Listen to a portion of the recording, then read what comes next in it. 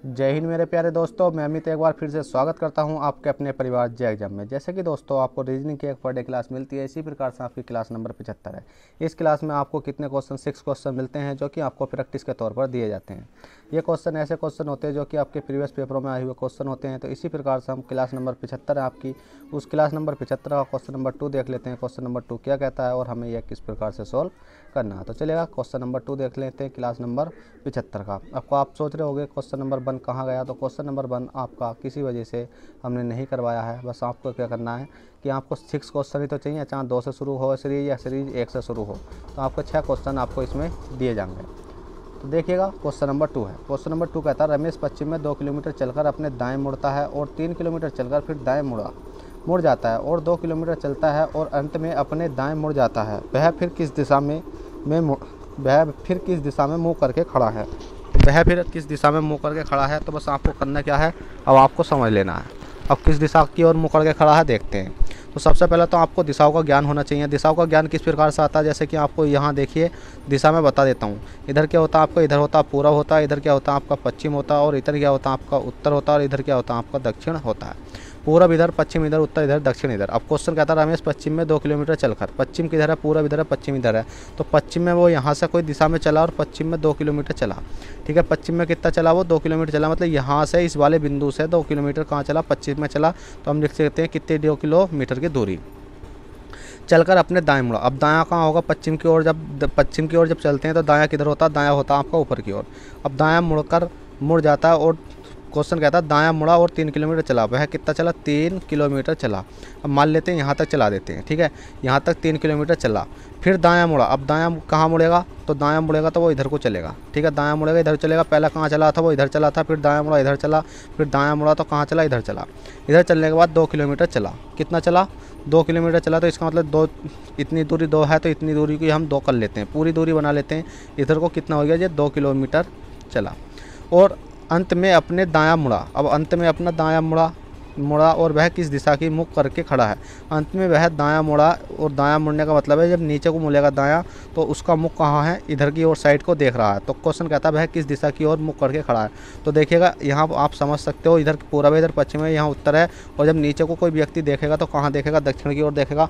तो इसका सही उत्तर क्या हो जाएगा, दक्षिण हो जाएगा, और दक्षिण इसका राइट आंसर है। तो चलिएगा आपने क्वेश्चन नंबर कौन सा 2 कर लिया होगा। क्वेश्चन नंबर 3 देख लेते हैं। क्वेश्चन नंबर 3 क्या कहता है और हमें किस प्रकार से सोल्व करना है। देखिएगा शोर शराबे में नहीं पढ़ना है, क्योंकि शोर शराबा तो यहाँ काफ़ी होता रहता है। बस आपको मेरी वॉइस सफा आ रही होगी, बस आपको इतना ही समझना। क्वेश्चन नंबर 2 आपने कर लिया होगा। क्वेश्चन नंबर 3 देख लेते हैं। क्वेश्चन नंबर 3 क्या कहता है और हमें किस प्रकार से सोल्व करना होगा। ठीक है, क्वेश्चन नंबर 3 देखिएगा। क्वेश्चन नंबर 3 है दिए गए प्रश्न में प्रश्नवाचक चिन्ह के स्थान पर क्या संख्या आ गई। अब आपको दिख रहा होगा दिए गए प्रश्न में प्रश्नवाचक चिन्ह के स्थान पर क्या संख्या आ गई, और आपको दिख रहा होगा प्रश्नवाचक चिन्ह कहीं ना कहीं तो दिख रहा होगा। तो आपको दिख रहा है यहाँ प्रश्नवाचक चिन्ह। अब इस प्रश्नवाचक चिन्ह के स्थान पर संख्या लाने के लिए हमें सबसे पहले एक चीज़ की ज़रूरत पड़ेगी।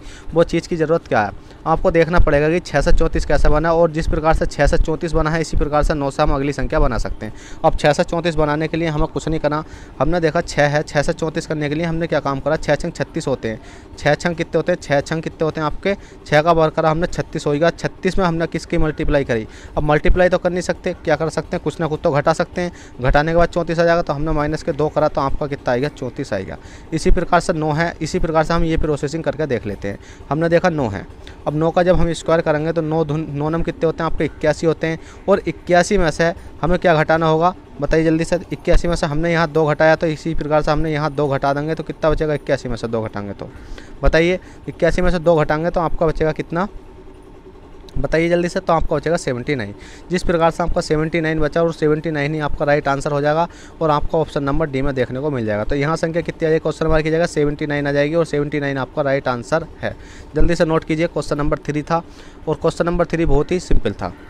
बस आपको इन क्वेश्चनों को अगर आप समझ जाते हो तो ये सिंपल लगते हैं, और आप नहीं समझ पाते हो तो आपको क्या लगता है, ये थोड़े से अच्छे लेवल के लगते हैं। तो आपको क्या करना है, वीडियो रेगुलर देखना, और वीडियो पसंद आ करे तो प्लीज़ वीडियो को लाइक शेयर सब्सक्राइब करना ना भूलें। तो चलिएगा क्वेश्चन नंबर अगला देख लेते हैं। क्वेश्चन नंबर 4 क्या कहता है और हमें किस प्रकार से सोल्व करना है। तो देखिएगा फ्रेंड, क्वेश्चन नंबर चौथा है। क्वेश्चन नंबर चौथा कहता है निम्न प्रश्न में विषम संख्या का चयन करो। अब इस संख्या में विषम संख्या का चयन करने का मतलब है कि 3 संख्या ऐसी होंगी जो एक साथ काम कर रही होंगी और एक संख्या ऐसी होगी जो इनसे अलग काम कर रही होगी। कहने का मतलब यह है कि 3 संख्या तो एक समान होंगी जो कि एक जैसा वैल्यू कुछ ना कुछ तो बना रही होंगी, और एक संख्या ऐसी होगी जो इनसे थोड़ा सा हटके होगी। अब वो कौन सी संख्या है उसको भी देख लेते हैं। तो हमने देखा कि 3 है, 3 का वर्ग कितना होता है, 9 होता है, ये भी सही है। ठीक है, 3 है, अगर हम 3 का वर्ग करेंगे तो कितना हो जाएगा, 3 3 9 होता है। इसी प्रकार से 5 है, 5 का वर्ग करेंगे तो 5 5 कितना हो जाएगा, 25 हो जाएगा। और 7 का वर्ग करेंगे तो 7 का वर्ग कितना हो जाएगा, 49 हो जाएगा। और 8 का वर्ग देखते हैं, 8 8 64 करेंगे तो कितना हो जाएगा, 64 हो जाएगा। पर यहाँ कितना 65 है, इसका मतलब ये विषम संख्या तो कौन सी होगी, ये वाली आपकी विषम संख्या हो जाएगी। तो चलिएगा फिर चलते हैं अपने नेक्स्ट क्वेश्चन की और क्वेश्चन नंबर 5 देखते हैं। क्वेश्चन नंबर 5 क्या कहता है और हमें किस प्रकार से सोल्व करना होगा। तो चलिएगा फ्रेंड, क्वेश्चन नंबर 5 है आपकी स्क्रीन पर। क्वेश्चन नंबर 5 कहता है यदि 16 किलोग्राम गेहूं का लागत मूल्य 384 रुपये है तो 90 किलोग्राम गेहूं का लागत मूल्य क्या होगा। अब 90 किलोग्राम गेहूं का लागत मूल्य क्या होगा, तो बताइए जल्दी से क्या होगा। अब आप इसको सोल्व करिए। तो आपको जब भी इस प्रकार का क्वेश्चन दिखाई दे तो देखिए आपको अच्छे से समझाया जाएगा। आपको मैथ में समझाया जाता है ये, और मैथ कहाँ पढ़ाते हैं, आपको मैथ भी पढ़ाया जाता है। तो आपको कहाँ मिलेगा ये, मैथ में जो आपका प्रॉफिट एंड लॉस होता है उसमें समझाया जाता है। ठीक है, फिर भी अब हम वहाँ तो नहीं समझ सकते तो यहाँ भी देख लेते हैं। क्या देखेंगे जी, 90 किलोग्राम है।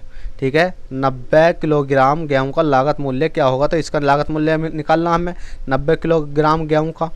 ठीक है, 90 किलोग्राम का लागत मूल्य निकालने के लिए हमें क्या करना होगा, देखो 90 लिखना होगा और रुपए कहाँ आते हैं, ऊपर आते हैं 384 और बटे में कितना आ जाएगा 16 किलोग्राम। अब काटने के बाद आंसर आ जाएगा इसका। आप इसको काटा पीटी कर लीजिए जल्दी से, कितना हो जाएगा, 4 से काट लेते, 4 चौक कितना होता है आपका 16 होता है, 4 चौक 16 और 4 पंजे भी 4 छंग 24, 4 7 28, 4 8 32, 4 9 36, 4 9 हो गया आपका 36, 36 37 38, 2 बचा, 4 छंग कितना होगा 24 हो गए। क्या ये कर सकता है किसी से, तो पहले हम इसको काट लेते हैं किससे, 4 से, 4 ही करना 4, 4 दूनी 8 नहीं कर सकता, हम 2 से काट लेते हैं, 2 दूनी 4 कितना हो गया, 2 दूनी 4। अब इसको काट लेते हैं हम, 2 दूनी 4 से इसको काटेंगे तो ये कितना हो जाएगा आपका 45 बार। 2 से काटेंगे तो 45 बार हो जाएगा। 2 से इसको काट लेते हैं, 2 से काटेंगे तो 2 तिया 6, 2 चौक 8, 2 चौक 8 हो चुका है। 8 के बाद 9 10 11, 2 चौक 8, 1 बचा 9, 2 8 16। अब 45 की और 48 की मल्टीप्लाई करने के बाद हमारा राइट आंसर आ जाएगा। तो हमने करा 45 गुणा 48 की जब मल्टीप्लाई करेंगे तो हमारा राइट आंसर कितना निकल कर आ जाएगा, वो निकल कर आ जाएगा हमारा 2160। 2160 मतलब 8 पंजे 40। ठीक है, इसका मतलब 0 1 में ही है तो 2160 आपका राइट आंसर निकल कर आ जाएगा। तो देखिएगा फ्रेंड, ये क्वेश्चन तो आपको बहुत ही ईजी था। बस आपको क्या था, कॉन्सेप्ट समझना था। बस आपको जो पूछा गया उसे आगे लिखो और रुपये ऊपर लिखो और अगली एक संख्या जो दे रखी है उसको नीचे लिख दो और राइट आंसर अपना निकाल लो। चलिएगा क्वेश्चन नंबर 6 देख लेते हैं। क्वेश्चन नंबर 6 क्या कहता है और हमें किस प्रकार से सॉल्व करना है। तो देखिएगा क्वेश्चन नंबर 6 है, दिए गए प्रश्न में प्रश्नवाचक चिन्ह के स्थान पर क्या संख्या होगी। अब आपको प्रश्नवाचक चिन्ह दिखाई दे रहा होगा ये वाला। अब इसके स्थान पर संख्या लाने के लिए हमें क्या करना होगा, तो हम इसको अलग से लिख लेते हैं ADG, अब GLM। उसके बाद अगली संख्या लाने के लिए हमें पहले ये देखना होगा कि किस प्रकार से हमारी सीरीज चल रही है। तो सीरीज चलाने के लिए हमने देखा, क्या देखा, सिंपली कुछ नहीं देखा, हमने बस क्वेश्चन के लिए हम देखा और हमने देखा ए से, देखिएगा पेंसिल चलने में दिक्कत करती है, ए से जी तक गए। ठीक है, ए से कहाँ तक गए हम, जी तक गए। तो हमने देखा कितना हुआ, ABCDEFG। तो हमने देखा प्लस के कितना हो रहा है, 6 हो रहा। इसी प्रकार से जी से अगर आगे जाएंगे तो हम प्लस के 6 करेंगे, GHIJKLM तो कितना हो जाएगा M। अब M हम कर तो सकते हैं पर हमें ये देखना होगा कि M किसी ऑप्शन में है या नहीं है। तो M बिल्कुल ऑप्शन में है, ऑप्शन नंबर ई में। ये काय का क्वेश्चन है, ये आपका SSC बैंक मतलब जो से आपके बैंक का पेपर होते हैं उसका आया हुआ प्रश्न है। ठीक है, SG जो आपके रीजनिंग का प्रैक्टिस सेट था वो हमने उसमें से ठाके ये क्वेश्चन कराया क्योंकि इसमें 5 ऑप्शन इसी वजह से दिए गए हैं। अब ये आएगा, फिर हम देखते हैं D से L तक पहुंचने के लिए। तो D से L तक तो पहुंचने के लिए कितना करना होगा, हमने देखा ABCDEFGHIJKL। तो हमने देखा D से जब हम तक L तक गए तो हमने देखा प्लस के 8 और M से आगे प्लस के 8 करेंगे तो कितना हो जाएगा, MNOPQRSTU। तो कितना हो जाएगा, U हो जाएगा। क्यों, क्योंकि यहाँ से अगली संख्या का M तक पहुँचे, U तक पहुँचे तो प्लस के 8 करना हमें यहाँ पड़ा। क्योंकि अगर हमने देखे D से M तक पहुँचे तो 8 करा तो M से 8 संख्या जोड़ेंगे कितना हो जाएगा, U आ जाएगा आपका। देखिए MNOPQRSTU। ठीक है, U आ रहा है, पहले इसको देख लेते हैं ढंग से, 8 ही है या कुछ और है।